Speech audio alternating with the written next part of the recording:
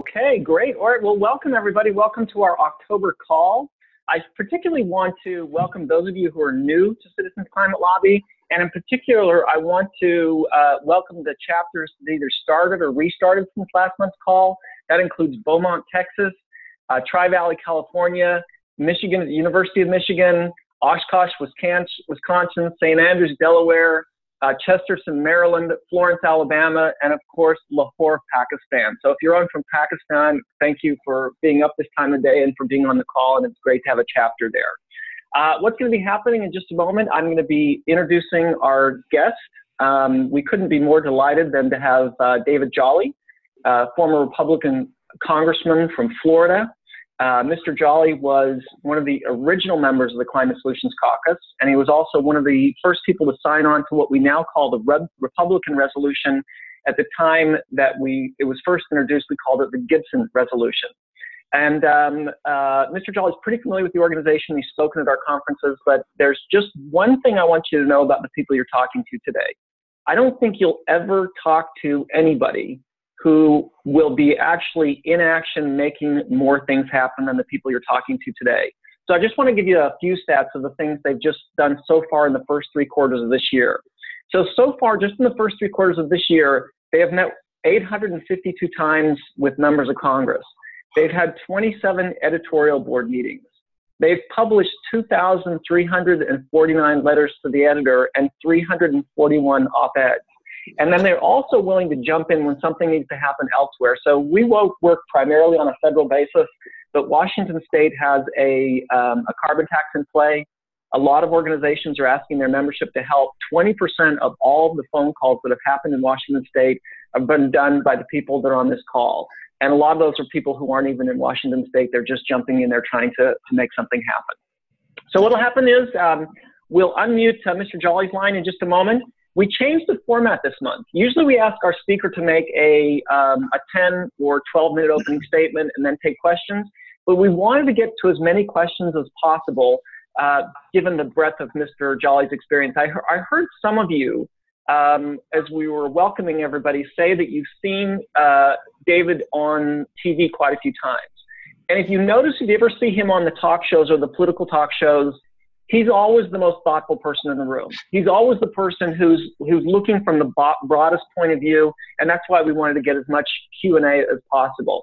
Now, in your case, David, if you decide to filibuster on one particular answer, if you want to take 10 or 15 minutes, that's completely fine. No, we'll be cool with that. Okay, but first of all, you're calling in from Florida, right? I am. Here's my only filibuster. Here's my pitch, because I knew who I was meeting with. I apologize for being underdressed, but I'm going to try to show you the T-shirt I'm wearing because it's perfect for CCL. Let's see if we can do it. Nice. Okay. We love it. My wife and I had it made, and I don't think we realized what the last couple of years were going to mean and how important the message is. So thank you for having me with you today. Look forward to it. Yeah, great. And so is your part of the state okay? Were you affected all by Hurricane Michael? You know, some parts, particularly the St. Pete chapter, some of the low-lying areas that are susceptible to flooding, had some flooding. We had some high water, but all in all, it passed us by. The Panhandle is devastated. The imagery you see is real.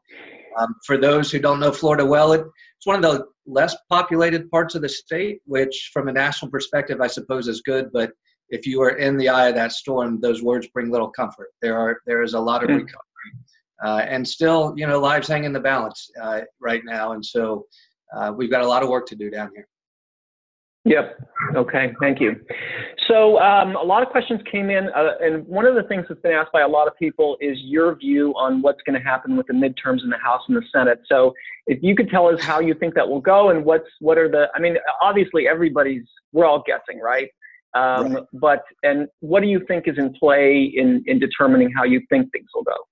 So look, if you were to take a snapshot today, and this changes almost by the day, the most likely scenario is the House flips. The House could flip. We could see 40 seats change, and it's a margin at 23 necessary to flip. And then you look at the Senate, and the Senate likely stays Republican. That's a snapshot of the numbers today. 2 caveats to that. The first is our polling truly has not caught up with the emergence of social media. And what I mean by that is, if you look back at 16, we know that polling misses social media intensity. We don't have perfect ways to measure that. And so polling is imperfect right now. The other thing we don't know is, how long does the Kavanaugh bump really help Republicans? Is it a permanent help to Republicans? We know it's energized both sides, but it did close the enthusiasm gap some. At this point, I would say, if you're looking at trying to take the House, I'd much rather be on the Democratic side than the Republican side. The odds favor Democrats to take the House. If you're looking at the Senate, you'd much rather be on the Republican side, simply because the math is incredibly tricky for Democrats to take the Senate. For Democrats to take the Senate, watch Arizona, Nevada, Indiana, Florida. If we end up in a really blue wave and those states go, that means the Democrats likely take the Senate as well. Wow. Okay. And speaking of Florida, obviously our organization is really, really interested in Mr. Corbello's race. Sure. And so initially the Cook Report had that as toss-up, and then when Mr. Corbello introduced his carbon tax bill, it went to leans are, it's back to toss-up. How can you give us any insight about how you think that might go? So look, Carlos is one of those members who does his very best to represent his district first and his party second, and you're seeing that on leading on climate issues. We need Carlos' voice, at least within the Republican Party. Whether or not people on this call think he should continue in Congress or be replaced by a Democrat, that's everybody's own opinion. Carlos has been a leader on climate issues. He's worked very closely with CCL. He is in a position as a Republican to win a Democrat-leaning district by the numbers because of that type of leadership on behalf of his district. His is one, though, that if he loses, it really is because of a blue wave and nothing that he could have done to stop it. He is one of those few Republicans that is almost perfectly positioned for his district. But if there is a macro environment where Democrats just really sweep on November 6th, it could be enough to take Carlos out. At this point, though, again, all you can do is take a snapshot today. Snapshot today would suggest that Carlos pulls it out by a couple points.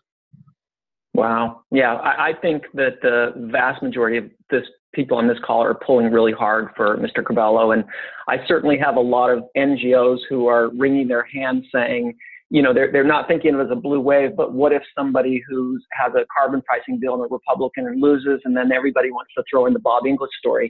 I always find it curious about what happened in 2009. So Bob Inglis introduces the Raise Wages, Lower Carbon Act, right? But Jeff Flake was on that bill too. And Right. Almost nobody points to the fact that Jeff got elevated to the Senate. He didn't get hurt by that. Sure. So I think that we've oversimplified that story. So what happened, and you're exactly right. Listen, there was a point at which this entire concept, you could have said originated from this kind of free market conservative side of the aisle, and it could have been a standard Republican orthodoxy. And be what it may, the emergence of the Tea Party in 2010 and the climate change denier caucus, if you will, that really overtook the Republican Party in 2010 has given us a generation now, a new generation of Republican political leaders that they are resistant to conversations about climate science, and many of them actually deny it. And so that wave within the Republican Party forever transformed where the party is, and it's why you see today Jeff Flake on his way out. It's why you see Carlos in the minority. I do think a question would be, and in some ways, I'll be honest, I made a statement a year ago and I've stuck with it. Personally, my opinion, only my opinion, I think we would be better with divided government. So I have said that it is my preference that Democrats take the House in November. I would love to see what a leader like Carlos Corbello on the Republican side is able to do with a Democratic majority. Because what I mean by that is now you would give breathing room for the Republicans who are currently acknowledging climate science, who are on the resolution that CCL has continued to push, to be able to truly work with a majority that will advance that.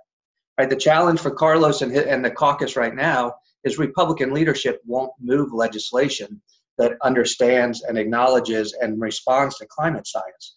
Democrats, if they control the floor, will move that legislation, and it will bring to the forefront leaders like Carlos Corbello and his Republican peers who are trying to talk about this issue and address it. Okay, so I want to come back to the science issue in a little bit, but I want to just ride on something there. So you have Carlos and two other Republicans who introduced a carbon tax this year.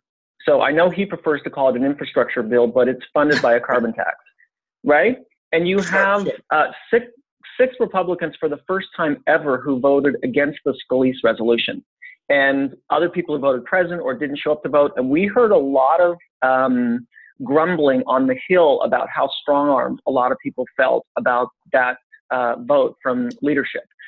So what do you see is happening? I mean, we were encouraged by both those events. I mean, a Republican in 2018 says, I can introduce a carbon tax, and people vote against Scalise. What do you see is happening there?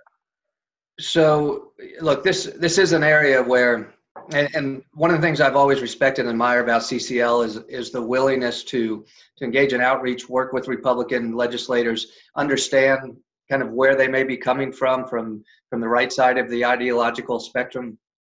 But we also have to have an honest conversation that there are more legislators willing to approach climate solutions on the Democratic side than the Republican side. And we are always going to come up against this. And on the Republican side, what we come up against are members, in the case of Mr. Scalise, who happens to be in leadership with great influence, but a Republican-controlled Energy and Commerce Committee that is frankly adherent to a lot of deep corporate donors and ideological donors that will forever obstruct climate solutions. We're not going to change that until we change the legislators.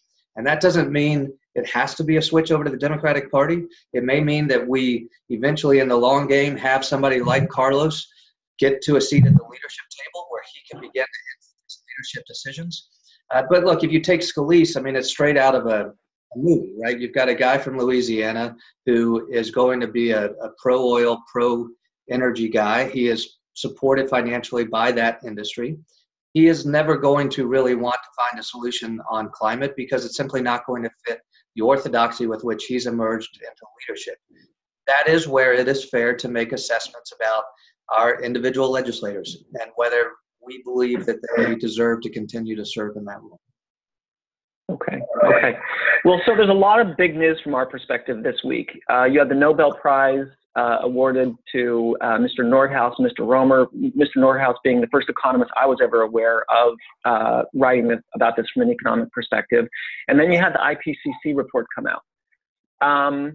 So we have generally found it counterproductive to talk about science or organizations like the IPCC with Republican members of Congress. Given the urgency of that IPCC report, do you recommend we still stay away from that in Republican offices? Because it's a tricky balance. You have something that's extremely urgent, but the social science says lighting your hair on fire and running around is counterproductive. So, look, I think you can't ignore it because you would be ignoring your own convictions. I mean, I always say the three rules of approaching a legislator: keep it personal, keep it professional, keep it parochial. And what I mean by that is, look, it's deeply personal to people that this report came out suggesting almost a doomsday scenario within the next generation. That's a personal issue, and we should expect that our legislators, regardless of party, understand it's personal to us, and we are asking for their assistance. Keep it professional means understanding the limits of their reach, if you will, right? Carlos Curbelo is a perfect example to understand there's only so much he can do within the Congress, and so we're going to keep supporting him as he does that, but we can't beat him over the head because he hasn't become the next majority leader and is able to move climate legislation. Keep it parochial is the accountability piece. Listen, this is your member of Congress. You're allowed to say, I expect you to vote this way, and my decision whether to support you may or may not be influenced by that. The one piece substantively that I would add to what you've said, and this was the case I tried to make, Carlos tried to say we're going to take a climate bill, make it an infrastructure bill.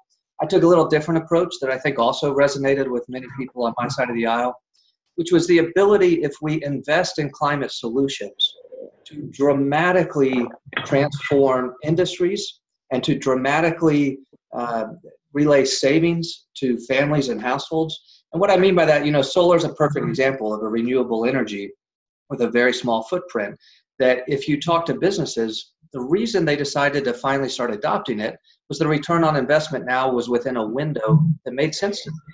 It became profitable to them. And if you are able to translate those savings also to customers and to households, when we had the stimulus bill under Barack Obama, I wasn't particularly supportive of the economic theory of stimulus, but the case I made is if we're going to spend $1 trillion, what if we spend it on one thing, a Manhattan Project on energy that reduced our household energy bills by 80% and transformed us into a more clean energy environment? If we can show Republicans that you may not want to say, I'm going to embrace this UN report and I'm going to decide all of a sudden to abandon everything the Tea Party's told me about climate and I'm now going to become a true believer. But if you say, look, we expect our legislators to address what is legitimate climate science. And in doing so, Republicans, perhaps you can also create an opportunity for industry to emerge more profitable, to transform industry, and ultimately to translate cost savings down to every single one of your constituents. Weave in the pure economics of it outside of the free market theory, but actually the profit-driven agenda that you often see from kind of the Chamber of Commerce on the Republican side. I do think there's a window there to soften the approach, if you will, of approaching a Republican with a UN report. Okay, great.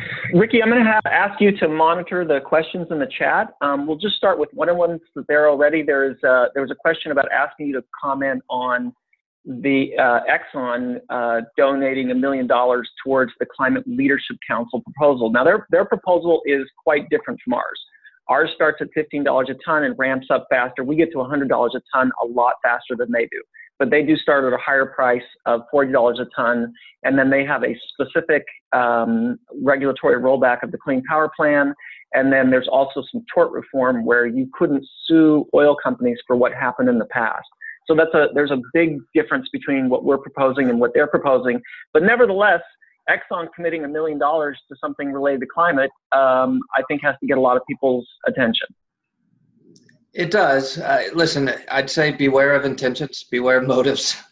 We know that the trade-off is something that we have to examine. It is very different, say, than Florida Power and Light in South Florida deciding that they wanted to be an industry leader, and it made sense economically for them to move to within compliance of the Clean Power Plan. So we now have a large utility company in Florida in the Southeast that they're fine with the Clean Power Plan because they've already moved in that direction. Exxon is suggesting that part of their solution would be a rollback of the Clean Power Plan. Look, at the end of the day, it's important they're engaged in the conversation. And I hate to be a cynic, I'm always suspicious kind of tobacco companies contributing to anti-tobacco campaigns. At times you have to be suspicious, are they checking a box? But look, having them at the table is better than not having them at the table, and I think we certainly owe them due credit for that. Okay, good. Okay, the next question I see here is a carbon tax bill in early 2019. What are the chances and how do you see that unfolding? And I mean, obviously that depends on the makeup of the House also, right? Yeah, it really does depend on the makeup of the House. I gave the scenario if Democrats take the House, I truly am excited to see what could happen to say the Corbello bill or even just a resolution of some sort, because you would have a voting block that would move it through the House. I would expect we would see a climate science bill, whether or not it's carbon tax. I mean, what will happen if Democrats take over is there will be a reorganization of the Energy and Commerce Committee, Ways and Means, and all the other committees. The chairs will have their own priorities, their own ideas. And the reality is on both sides of the aisle, people who serve as chairman or chairwoman, they think it's their committee, their ideas. Sometimes they're the only person with the solution. And so we are going to have to do some convincing of the chairperson that the Corbello approach or the CCL approach is the right approach.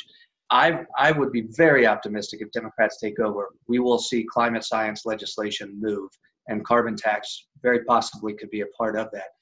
My concern if Republicans retain the House is this.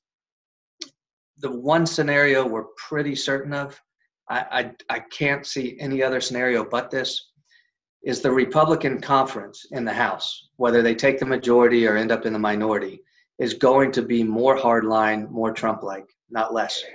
If you look at who we're losing, we're losing the moderates. We're losing Frelinghuysen. We're losing Ross-Layton. And all of those purple districts, those are the ones that are going to get swept out first if the member hasn't already decided to retire, which many of them have. Who we will see left as a percentage of the caucus, it will be a much more Trump-like Republican caucus in the House, which would suggest that Carlos or whoever is leading the charge on the Republican side of the aisle when it comes to climate solutions might have a harder uphill battle in the next Congress. Some of our membership worries that if the Democrats take the House, they're going to see if they can run cap and trade up the flagpole again, which we are not big fans of. We think it's overly complicated, overly bureaucratic, and generally just not a good idea. Do you have any thoughts on that? This will come down to who ends up in leadership positions on the committees. There are numerous examples of this. What has happened to Congress in the past 2 decades really is it has gone from what we all remember in textbooks and Mr. Smith Goes to Washington, where a bill starts at the committee level and goes up. Both sides of the aisle now, it is top down. And part of that is because Congress has just become non-functional in many of the standard operating ways we used to see it function. But it also is a tip of the hat to high dollar money. And what I mean by that is Paul Ryan and McCarthy and Scalise sit with committee chairs and decide what they want the Republican agenda to look like. And that is in part based on ideology, but largely based on who is providing the financial support for that party's agenda. And so that agenda is driven top down from leadership down to the committees. Democrats will have the same exact dynamic should they take over. And so whether it is a pure carbon tax, whether it is cap and trade, whatever that looks like, the chief influencer is going to be leadership as opposed to rank and file. But that does not mean rank and file will be totally silenced. And frankly, if a committee leader prefers the CCL solution, you're sitting perfectly situated, and that's exactly what you want. If not, we've got to lean on members to lean on their committee chair to say, hey, let's look at the CCL provisions and let's see how we incorporate that into a climate solution bill. Okay, good. Next question that came in the chat is about state initiatives. What's most prominent right now is what's happening in Washington State. They have a ballot initiative that will be voted on November 6th. Right now, the polling says 50% in favor, 36% against, 14% undecided. We know that on ballot initiatives, they tend to get less popular the closer they get to the election. So it's going to be important that those 14% of undecided are affected. But the question is more, if there are multiple states that start to enact carbon pricing mechanisms, does that exert additional pressure on Congress to say, this is going to drive business crazy at some point if they have to comply with 10 sets of rules when we could have one? Sure, and I think you would see some Republican attorney generals or attorneys general in states too to stop. You may see arguments of preemption, have the federal government say we can't have under the Commerce Clause, 50 different sets of rules. But I say that only kind of to answer the questions of caution. I personally would be very encouraging about state ballot initiatives. Every state is different on how you get ballot access. A lot of states are fairly rigged. Florida is one where it has to go through a commission that's largely controlled by the governor and the legislature. And so it is rigged kind of for the ideological leanings of the majority in Tallahassee. However, we can do it by signature. And so we have a couple ballot initiatives this year that have been put on the ballot simply by signature. It is a long effort. It can be a multi-year effort and unfortunately requires significant financial support. So I'm encouraged. We are seeing voter-driven ballot amendments on a lot of issues, from primaries to gerrymandering to climate, whatever it might be. I think that's a very good thing, and I think we should keep the energy behind that as much as we can, understanding the challenges that if it is truly going to be voter-driven and in some states overtake the will of the majority in the state capital, it will take several years, and it will also take a fair amount of money. Okay. There's a question on the Senate side. If Democrats do take the House, or even if they don't, if we're able to get something through the House, who are our best targets in the Senate to, particularly on the Republican side of the aisle, to reach out for leadership on this issue? I will let you know when I find one. And look, the Senate, I wouldn't expect much out of a Republican Senate, I guess is the final thing I would leave on that topic. But for where I do think there are opportunities, let's say you had a comprehensive climate solutions bill come out of a Democratic-controlled House, it likely would not even have a hearing in the Senate, but which is fine. Look, this is progress, right? And it allows us to keep the spotlight on and understand where the Senate math is very bad for Democrats this year. It gets much better for Democrats in 2020. And honestly, again, it's just snapshot and projecting any polling is tough. But the areas where Republican support is softening are actually those very areas that put Trump over the top. I mean, Democrats could be looking at a very favorable 2020 environment. Here's something, though, to look at that could be done between a Democratic House and a Republican Senate. And it comes down to the annual budget process. Some of the investments we make in energy accounts through the annual appropriations process, some of the investments that we make in EPA, where Republicans have continued to starve some of these accounts. Now there has to be a compromise or you'll have a government shutdown. And so you'll see a Democratic House begin to shift priorities away from, perhaps defense, although I wouldn't anticipate defense being too much even under Democratic majority, but you will see a reprioritization of annual better investment in environmental and clean energy accounts. And then they will push that over the Senate, and there will have to be a compromise or the government would shut down. I think that is an area where CCL should pay attention to for opportunities for real progress should the House switch. Okay. Two more questions. And one is, I like this question that came in the chat also is, should we encourage more members of Congress to actually move their family to DC so they're spending more time with each other in the district rather than going home every weekend? This is a national conversation and should be. Sam Gibbons, who represented the Tampa area in the 1980s, 90s, he was there for about 3 decades. He said bipartisanship ended with the invention of the jet airplane, meaning members of Congress now fly into town for 3 days. What was not even anticipated then was as fundraising took over the political culture and as partisanship really became more entrenched, now you fly to town for 72 hours, you only see the people on your side of the aisle and you only see the people who are handing you checks. You are rarely working with members on the other side of the aisle. So, there's other questions. Should there be a housing allowance for members of Congress? Should we increase staff size? The reality is many of you have met with members of Congress and their staff. We have a lot of people working very hard, but we don't have climate subject matter experts in every congressional office. That's a function of budgets. But who's going to lead and say, I think we need to triple the budget of Congress and we need to give them a housing allowance. And we need everybody to move to Washington, because you could flip it completely on its head and say, they already get paid too much. They already spend too much money and they should be home in the districts. I'm not the person to solve that debate. It is an important one that I think the conversation should continue nationally, because we are not getting the best we can get out of Congress. I often say we have a part-time Congress and a full-time world, and we see the results of that. Okay, the last question, this came in from a lot of people, which is there anything you can tell us about what's next for you? You should invite my wife on this call. Look, I don't know. I've worked with the Hill in Congress for 20 years, a little bit more. I had virtually every position. I tried to leave 3 times. It kind of drew me back in. At the same time, though, I didn't run for office to keep running for office. And so I really don't know. I anticipate I'll be on the ballot again. I just don't know when or what office that might be for. When the good Lord and my good wife tell me, I'll know.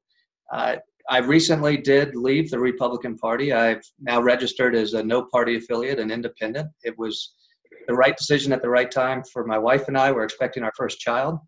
And I say, very importantly, and I mean this, I want our daughter to know that for 3 years we fought for what we believed in. At the party I belonged to, I believed we could answer to better angels. I want her to know we stayed and we fought.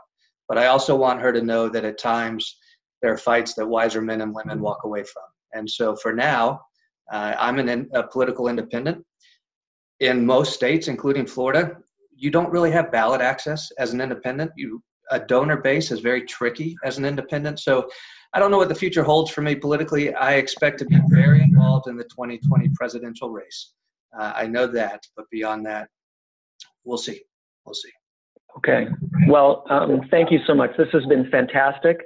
There's additional questions that came in the chat that we'll get to you in case you want to address them. I think, yeah, this definitely exceeded our expectations. We're so grateful. And if you want to stay on for the next 10 or 12 minutes, you're welcome to, but I know it's a Saturday. And as Ricky says, we shouldn't have these calls on college football days. His team's playing right now. Last thing I would say is, one, thank you for what you're doing. There really are not the subject matter experts we need on the Hill. You provide that. Don't stop, because you provide the expertise, you provide the advocacy, but ultimately the accountability. And so thank you for what you're doing. Thank you for the invitation today. Great. Thank you, David. You got it. Great to have you. Okay, so I want to go over a few things that have happened so far this year, some of which we'll be repeating from the start of the call, but all of you as an organization have added 19,125 new members this year. As I said earlier, 852 meetings with members of Congress, 27 editorial board meetings, 2,349 letters to the editor, 341 op-eds, the first carbon fee and dividend municipal resolution in St. Petersburg, Florida. Again, congratulations for everybody on that. 2,335 outreach events, 37,482 personal letters to members of Congress. The Los Angeles Times editorial page talked about carbon pricing and how much they preferred our proposal over the Climate Leadership Council this week. The editorial that came out of North Carolina mentioned not only Citizens Climate Lobby, but Don Adu, our staffer down there, and the Climate Solutions Caucus. So that was really, really nice to see also. So I'm just coming back from the regional conferences. And we finished our fall round of regional conferences. Then we'll have Congressional Education Day coming up in a month. And then we'll have another round happening in the spring. I just want to mention one really interesting thing in two particular cases being out at the regional conferences. Agriculture always comes up in the part of the world I was, because I was in the Midwest for two regional conferences. And there were two ranchers that really shared remarkable stories. The first was a bison rancher, and our organizer had the key fortune to go with him when he was rotating the bison. So both of the people I'm going to mention are growing, in his case, bison, and the second one, cattle, in the kind of sustainable way we all hope will happen. So the bison graze in a particular area, they get moved, they restore the land by what they leave behind, and then they move on to another area. Well, our organizer was lucky enough when they moved the bison and they went to open a gate, and the person who was with him said, "Do not get out of the ATV." And imagine this. The guy opens the gate and 1,000 cattle went running by. 1,000 bison. I mean, that just sounded way too cool. And then the second was also in South Dakota. Sorry about that. Sorry, everybody. I'm going to turn this phone off. Hold on.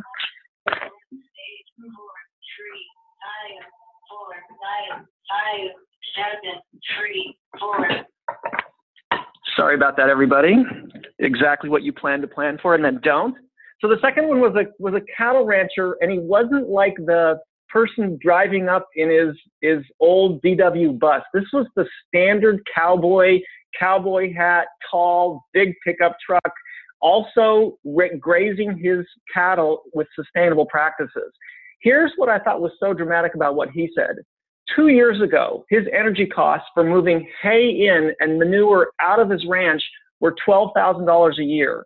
Last year, it was $700. And he said the other farmers and the ranchers around him are noticing what's happening. So it's just really interesting to watch and see how the agricultural panels are evolving in the regional conferences, because there's always a really big part of what happens with our Midwest regional conferences.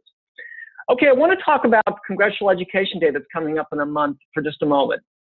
So first of all, there's already 173 appointments scheduled. So there's already 173 appointments that we'll be having. We'll be the first people on the Hill after the midterm election.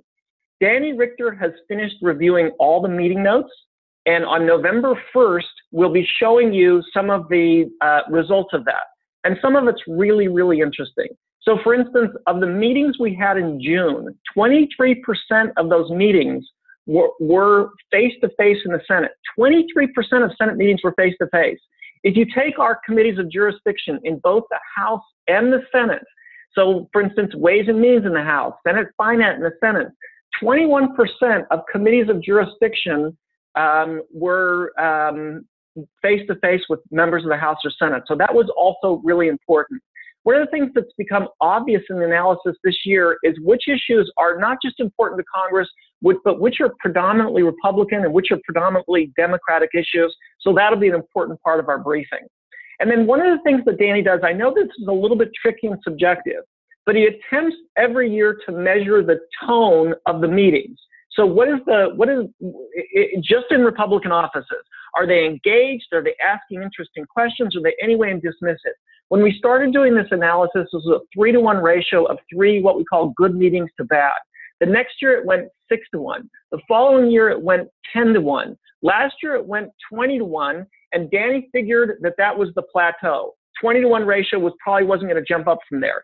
But this year again it went 28-to-1. So there's something that you're doing in developing your relationship with members of the House and Senate where they're more engaged as we go along rather than less engaged or not interested. 28-to-1 is a really, really good number. Okay, I want to mention also that what's happening in Washington State.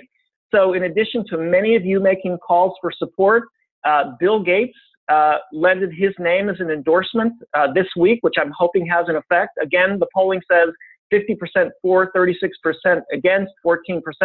If you look at your action sheet, you'll see that there's a bonus action.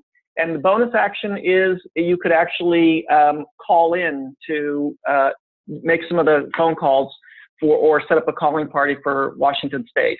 And in the chat should be a link of how you want to do that. If you want to do that, how you would go about doing it. Okay, so what are we doing this month?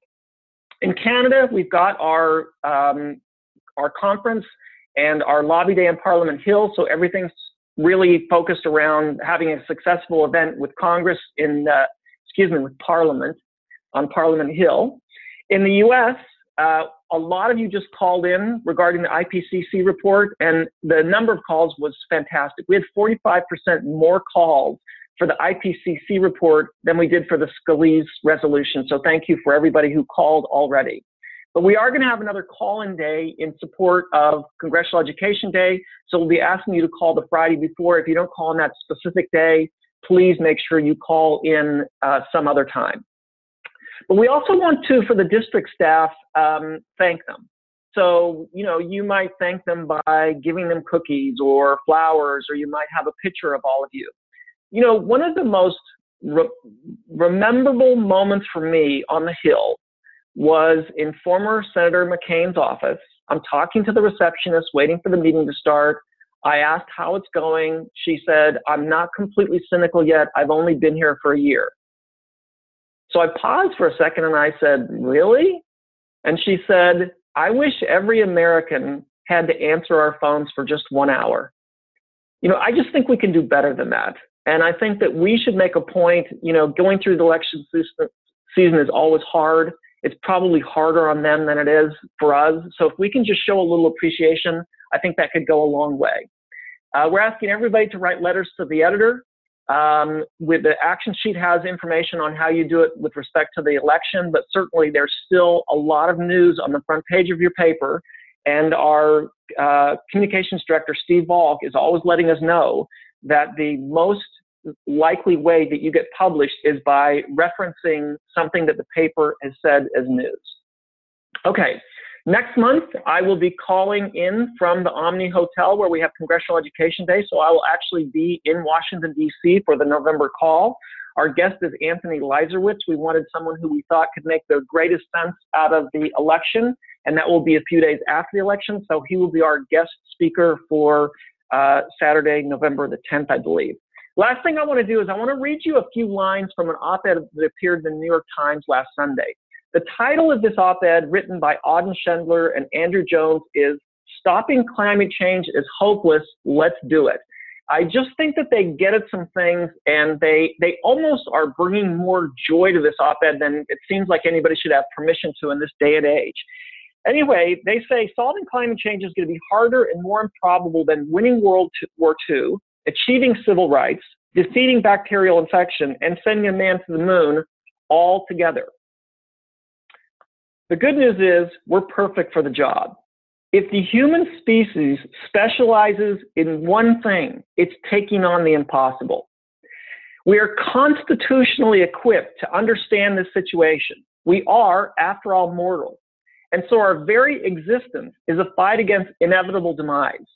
We also have experience.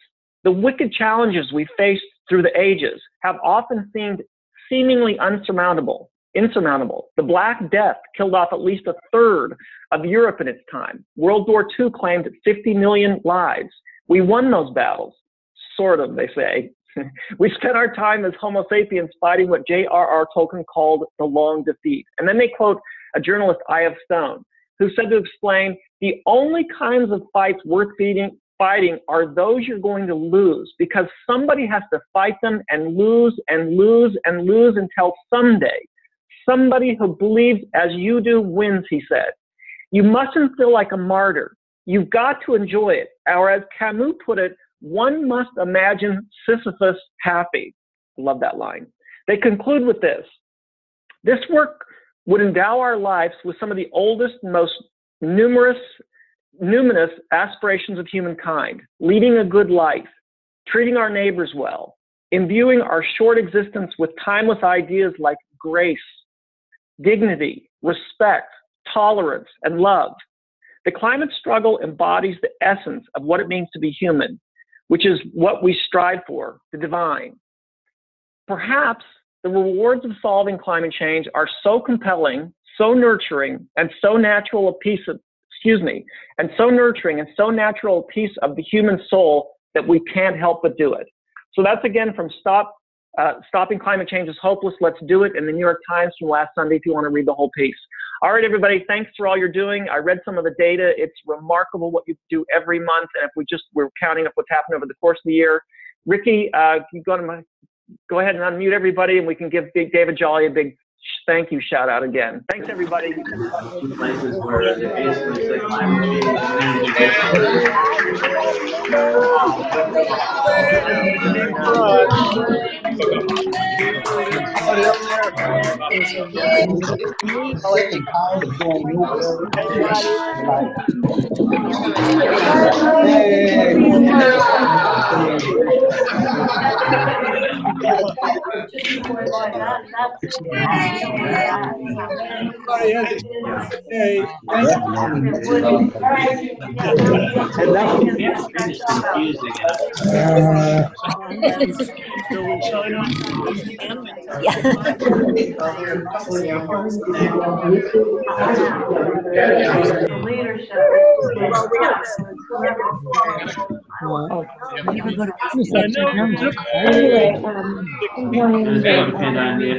Yeah, who's going to be the head of the energy commerce? Right.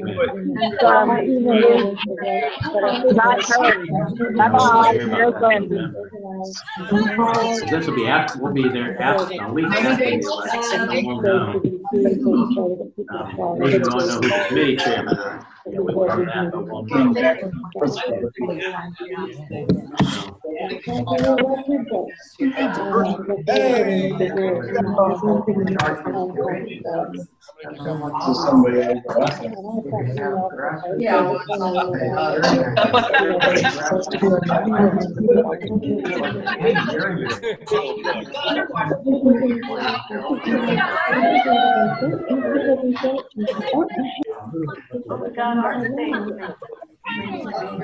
know. Oh, yes.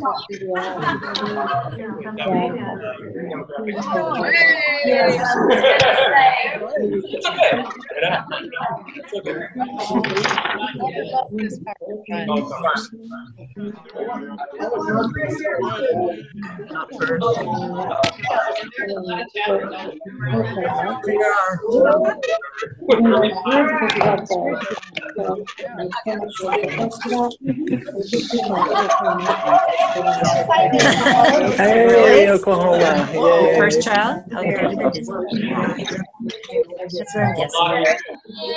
That's what I'm guessing. All right, so it's 490 chapters, so I think somewhere. My theory on that. No, this is around the world. With your career. The whole country, world. Your kids are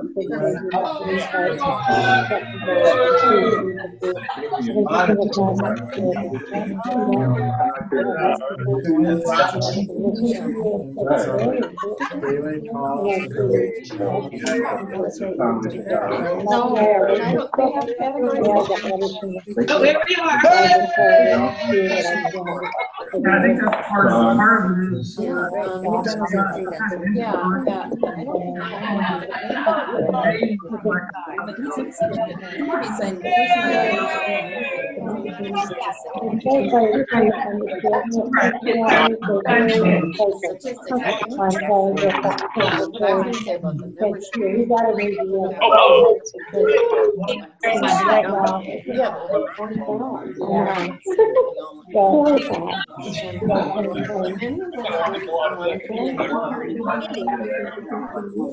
They want to participate, they just don't like coming to. But they also have to actually register too. We don't know how many actually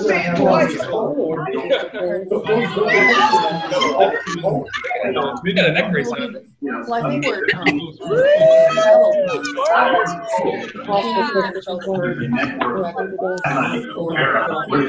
Oh, no, because they're not here. no, we don't have time. We want to do it, we just sign them in, and then, you know, these are.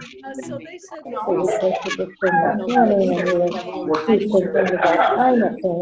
I said,